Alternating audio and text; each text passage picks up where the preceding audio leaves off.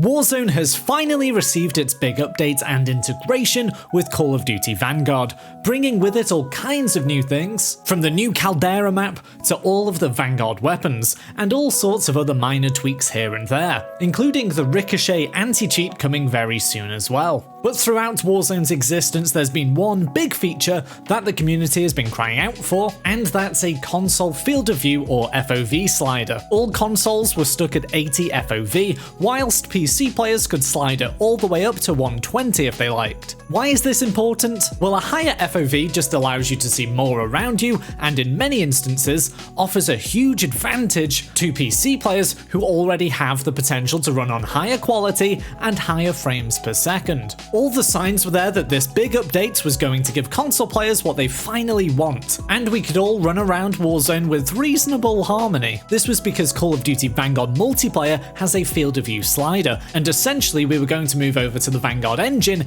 in Warzone, whereas this never happened before with Cold War. The bad news is that the signs and all the promise have sold us down the river, as there is no FOV slider for consoles on Warzone Pacific. At least not at the moment. It's kind of hard to believe after all this time, but there we go. If it helps you can vent some rage or some optimism down in the comments, I'm sure there's plenty of us who have strong opinions on this. The likely reason that there hasn't been this field of view update is the stuff that Call of Duty have mentioned before around concerns of dropped performances on consoles when trying to handle the extra processing that would come with higher FOVs. Of course, those on newer generation consoles that can play on 120 FOV in multiplayer or even on Apex Legends may argue against that. But maybe Call of Duty don't want the older generation console players to feel like they're being ditched. That being said, I think even giving us up to 100 FOV choice would navigate these issues, but there we go. I mean, even using Dead Silence gives us about 90 FOV,